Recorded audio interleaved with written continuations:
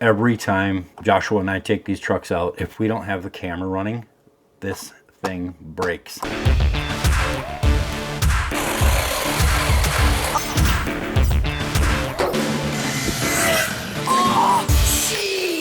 So what happened this time?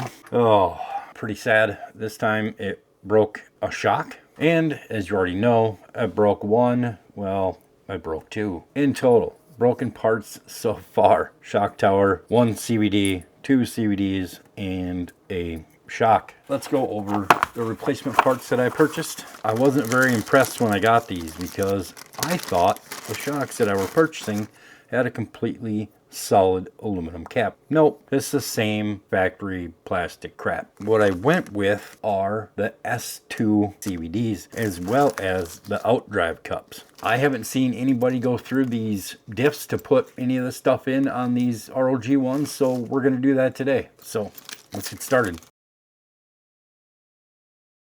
I think I'll start by taking these out. All right.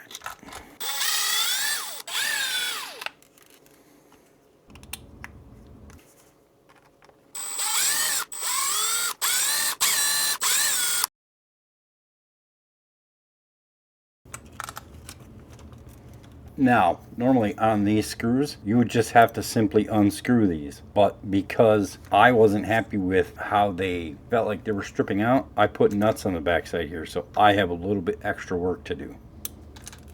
Before I go any further, I went to grab this because this is magnetic. And I want to tell you, this iFixit kit, I don't remember which kit this is, but I usually bring this with me as a mobile tool kit. This is amazing. Sure, you're not going to need all of these bits, but the bits that they do have, especially for the hex, apply to RC very well. And they have Phillips, straight. They do have some Torx in here. Pretty amazing kit, especially for the price. And I gotta say, I'd recommend it as a mobile tool kit because, I mean, it's worked out for me amazing. By the way, not an ad, just something I wanted to bring up to you guys. I like to recommend products that actually work for me. So I'm super happy with it. All right, so now we got the shock tower off. Separate a little bit more of this, so this is free. We'll get to that diff.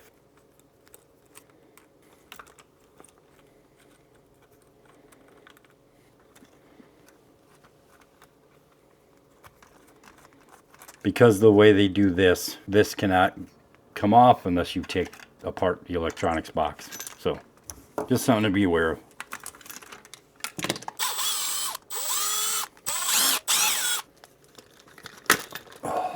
But we really don't need to tear that apart. We can leave that together because we just need to get into this diff housing. That does help retain them screws because this is not a magnetic bit. There's the guts. Looks like we got two bearings there with a little shim. Now you can get, I believe, the S2 input cups too. This is sort of like the Arma one. It's got a plastic case. The good part is in the parts kit for the ROG1, they actually have diff seals in here. All right, so before I break this down, I'm gonna pull these wheels off and we can get these shafts pulled out. This retaining pin. Your CVD out. Didn't need to pull these, obviously. I think it'll come up without it. So we're going to put those back in also.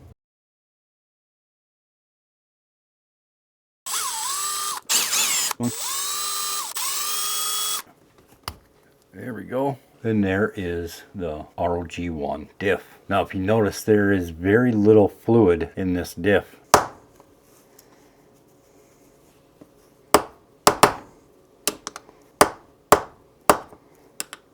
Now these should be held in with a pin.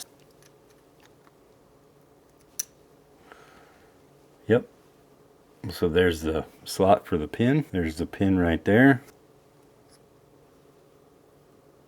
And pull your drive cup off. Notice where the shim was on the outside. Oops. What I swiped off was this. That was sitting on there with a little O-ring seal there. Now I may see if I can pull this gasket out, saving it, and clean it up with a bit of brake cleaner. Maybe these. There we go. That worked. That these 4 here go a little bit deeper, so I'm assuming I'm going to have to line that pin up with one of them.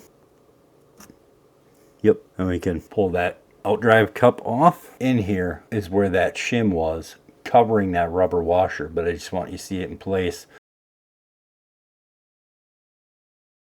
All right, now that I got all the parts clean, let's put the diff back together. One of these shims that goes on here.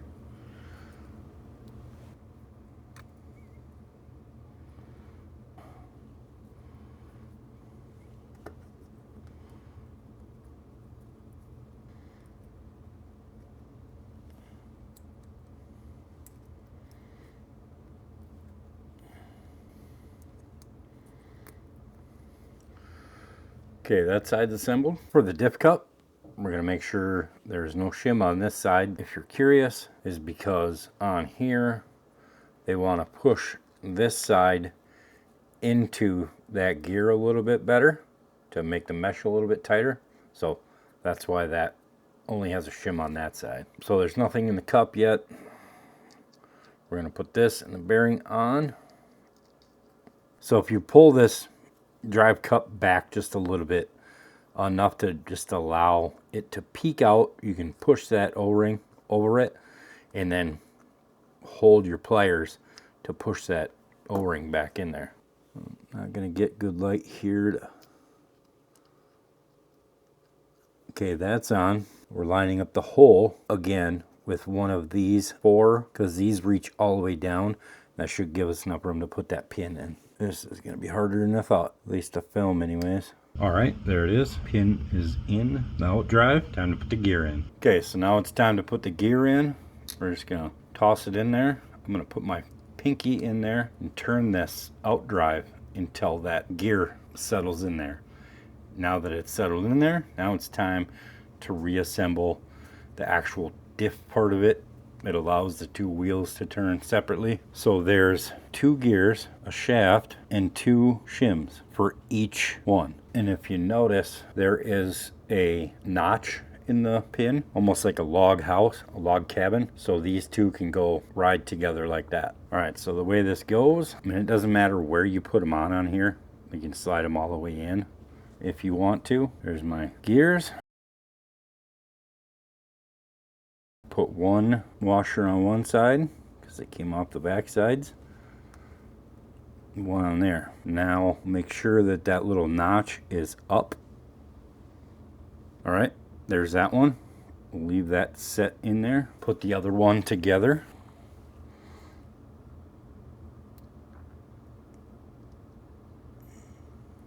All right, there it is, back together. Now, naturally that little pin should settle in with the other one. If it doesn't, just put your finger on the gears and turn it a little bit. It should put itself in place and settle itself down in there. All right, now that we got all this done, it's time to fill it up. Put the gasket on this side and put it back together. I'm sure it recommends a weight. This is the only diff fluid I have, so I'm putting this in here. It's probably gonna be a little heavy for this. So we might end up with problems, but then we're going to turn these nice and slow to let that fluid settle in, and then we can top it off. This seems a little bit stiffer than the stuff that was in there, but not by much. Not going to be something I recommend that you do in your house, but I'm putting a little bit of brake cleaner on a rag just so I can wipe this surface down because I did get a little bit over on the edge, and I want to make sure this seals. I'm reusing this gasket, so if it leaks, it's my own dang fault. Trouble with this, you can always put a screw through to help line up your holes. I'm going to try to line up these holes. I'm going to start these by hand. I have a feeling I'm going to squish a little bit out of here. Diffs back together. This might be a little bit heavier, but it ain't much. Time to put the truck back together.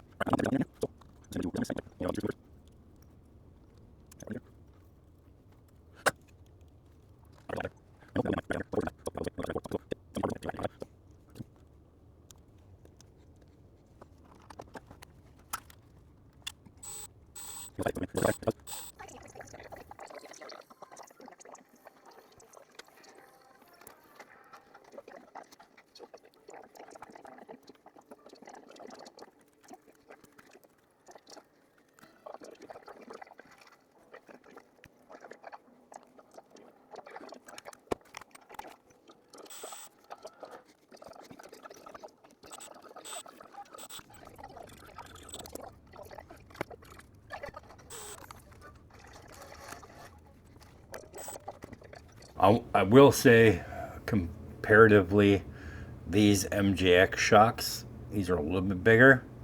These are a much better shock than this is. The MGX is also a little bit heavier, so this is dampened a little bit more. By the way, I did check. These are filled with oil directly from Rlarrlo. That's always nice. This is factory stock. I've never touched this, never moved it. Well, that's starting to chew it up if you look at those marks on it. I'm gonna put the speed pinion on here too, by the way. All right, truck is all back together, all good. Parts are in it, new axles are in it, but I think this truck is going to have one more run in it. Now that the speed pinion is in it, we're going to run this, get a final speed run on this, and then this truck is going down the road. I'm not quite sure what my plan for it is yet. If this video helped you in any way, if you could, give me a like, subscribe, comment, whatever you have the time to do, please do it if I helped you out at all with your truck. All right, guys, that's it for this one.